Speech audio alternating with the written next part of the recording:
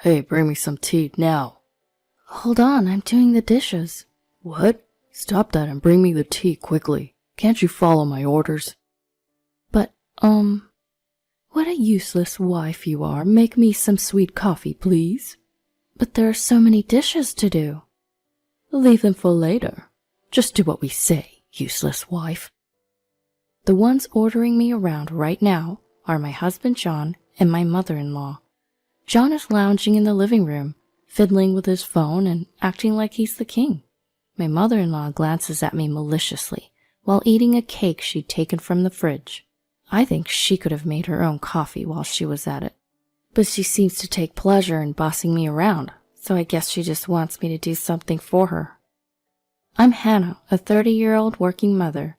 I got married when I was 25, had a child, and then returned to work. Currently, I live with my husband, our 4-year-old son, and my mother-in-law in my husband's parents' house. We ended up living with her because John insisted.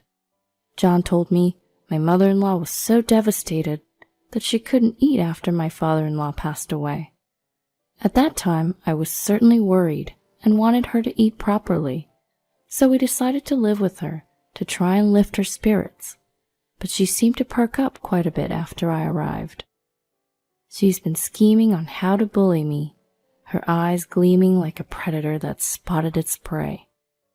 I was worried about her, but now I feel like it was unnecessary. I've cooked meals that she never thanked me for and have ended up discarded in the sink, and she's often complained about the seasoning. If she has so many complaints, I wish she would just cook for herself, but it seems she doesn't want to do any housework. The stir-fry is so half-hearted, I don't want to eat it. Cook it properly from scratch. Well, I'm busy and can only make simple things. That's why I hate back talk from a daughter-in-law. I said cook from scratch. If you have so many complaints, why don't you cook? You are a good cook, right? What are you saying? Why would I do housework when you're here? Are you out of your mind? No more than you. What's that tone? You're so irritating.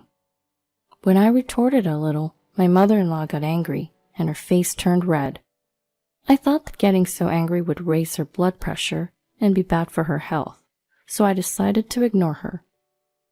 Then the attitude of my husband and mother-in-law started to change. They were so arrogant, but suddenly they stopped talking. Instead, they started to completely ignore me. Hey, haven't you put out your lunchbox yet? I need to wash it.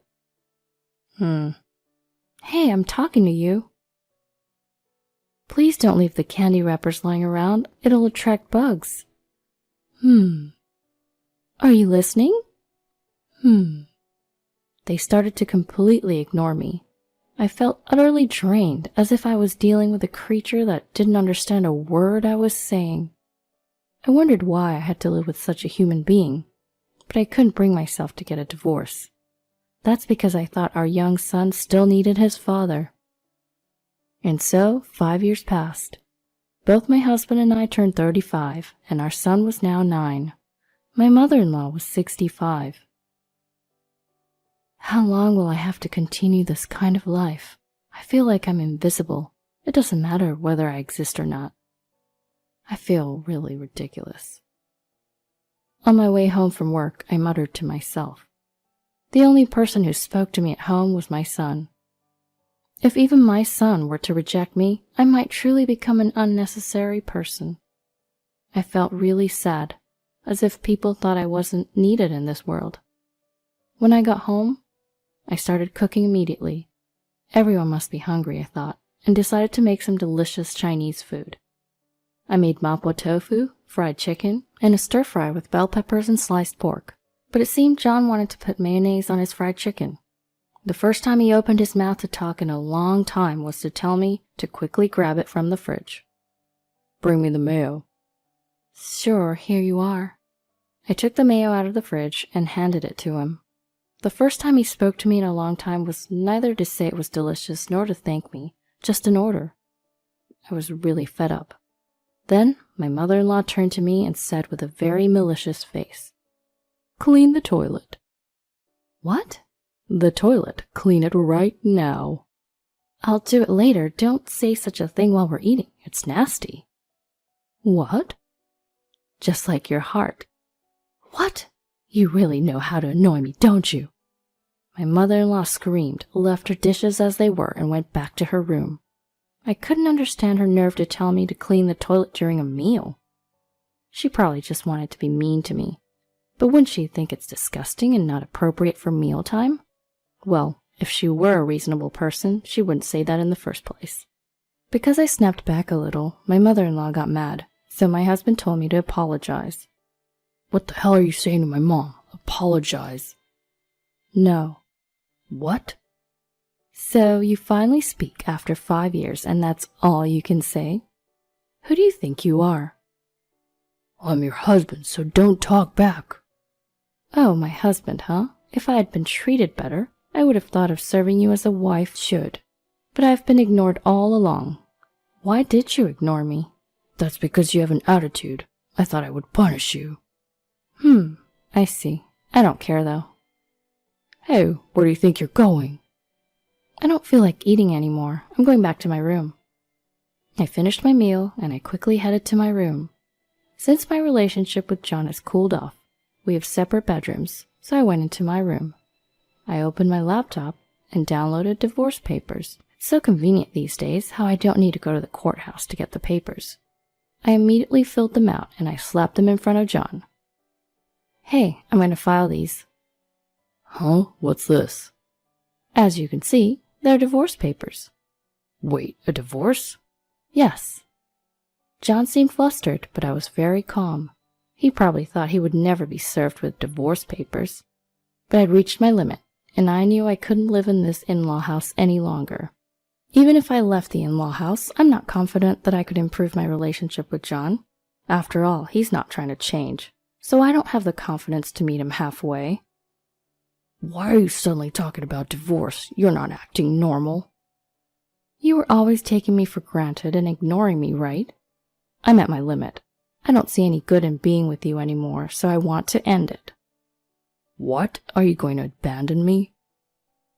I don't know what to say to that. Actually, John was unemployed at that time.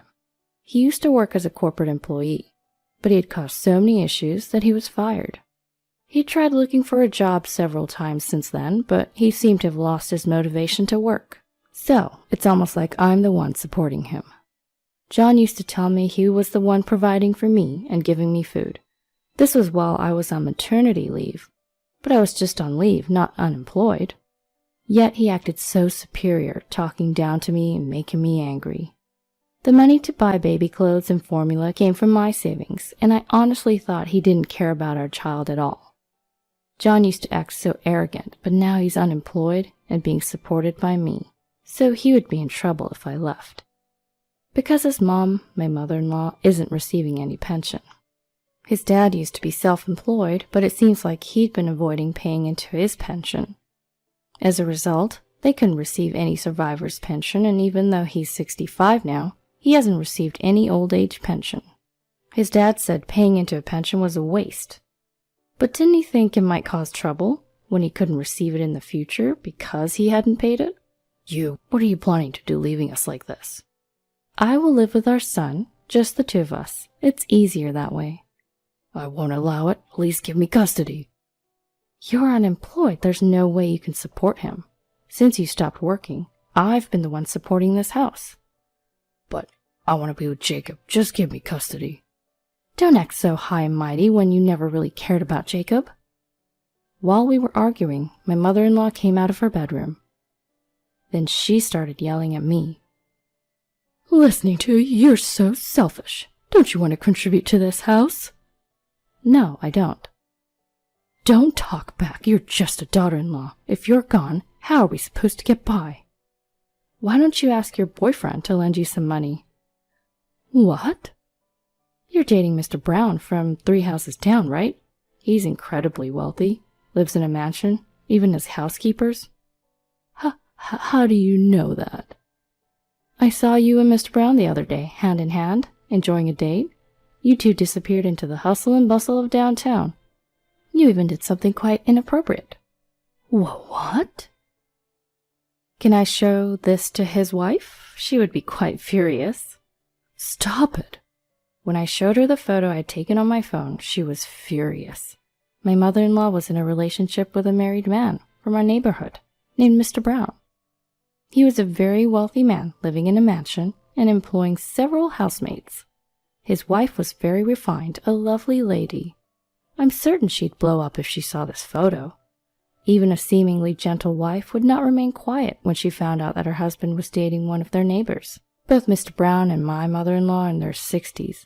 It seems my mother-in-law approached him because of his wealth. Can you believe I was ordered to clean the toilet while eating by such a vile person? You're so grimy. You'd suit cleaning the bathroom during meals. Now I have to tell his wife. Stop it. Oh, sorry. I actually already told her. What? I have her email address, you know. She's a yoga teacher, right? I was invited for her class once and we exchanged email addresses. No way. So, I've already sent the photo. No. Shortly thereafter, Mr. Brown's wife arrived. She was a lovely elderly woman. Her cheeks are normally pale and slightly blushed, but they were bright red now. She must have been incredibly angry. You've been dating my husband? That's... Hannah told me what a filthy woman you are. But I was lonely. I don't care about your circumstances. I'm just furious. Of course, I'll divorce my husband, but you're also to be blamed, so reflect on your actions. It's this daughter-in-law's fault if she hadn't told you. My mother-in-law was crying and sniffling, but Mr. Brown's wife didn't forgive her. I felt a bit sorry for my mother-in-law who was crying and collapsed at the entrance, but I knew I shouldn't sympathize here. If I became kind here, she would get cocky again and would certainly repeat the same mistake. Look at what you've done. Mom's in a terrible situation because of you. Hannah, apologize. I'm not the one in the wrong. I won't apologize. You insolent thing, apologize now. I refuse. As my husband and I were arguing, the wife intervened, and then she said this. Hannah, you're planning on leaving your husband, aren't you? Yes, because I've been treated horribly up to this point. In that case, you should do it thoroughly. This man, he's dating our young maid. What? I saw them together today. Your husband and our maid were holding hands, and then they were being inappropriate on the street. What did you say? Believe it or not, my asinine husband, John, was having an affair with a maid from the Browns' house. There were several maids working there, but he was involved with the youngest one, and apparently things had gotten pretty intimate. I was already contemplating divorce because I was fuming from being mistreated and ignored by him, but now, as if heaping on more sins, his infidelity had been exposed. At this point, I thought there's no choice left but to take him down to the ground. Initially, he was someone I loved, but now he's nothing but a nuisance to me, and a man like him is no good as a role model for our child. I had been tolerating him for the sake of our son, but a father like him is worse than having no father at all. Why didn't I decide to divorce him sooner? I deeply regret it, but it's no use crying over spilled milk now. You're the worst, John. I will never forgive you. You need to pay child support. Wait a minute, I'm unemployed. So what? You still have some savings, right? You can pay child support from that. If I do that, I will be penniless. Are you okay with me starving on the streets? We're parting ways, so whatever happens to you is none of my business. You're cold. You shouldn't be saying that. You have the audacity to say that after treating me coldly all this while? I don't care anymore. I'm leaving. I immediately started packing with my son. If I stayed in this house any longer, I felt like I'd go crazy. So I thought I should return to my parents' house. John tried to stop me, but I didn't listen to him anymore. No matter what he said, I was intent on divorcing him. In the end, he didn't agree to submitting the divorce papers, so it ended up being a messy divorce lawsuit. His responsibility was acknowledged in court, so he had to pay me damages. I also claimed child support, which he somehow managed to pay in a lump sum. Apparently, he borrowed money to pay it off. And then my spiteful mother-in-law got sued for damages by Mrs. Brown. With no pension or any form of income, she decided to start working part-time to pay off her debts. For my mother-in-law, who had never worked and lazed around the house all day, labor was a tremendous struggle. She started a job in cleaning, but she's always slacking off and getting scolded by her co-workers. She's also working at a cash register as a second job, but she's never done that before and seems to be getting sarcastic comments from the young college students working there. Since she was living leisurely without helping in her husband's business, I think she's just now learning the harshness of society. I returned to my parents' home and lived there for a while, but I found out that a great apartment was available near my office, so I decided to move there. I'm living there with my son now, and it's very comfortable. There's absolutely nothing to complain about. I asked my son if he was sad not being able to see his dad, but he simply replied, "Not at all." It made me realize that if his presence was negative for our son as well, I should have divorced him sooner. From now on, I intend to work hard at everything to ensure that my son never has to face any hardships.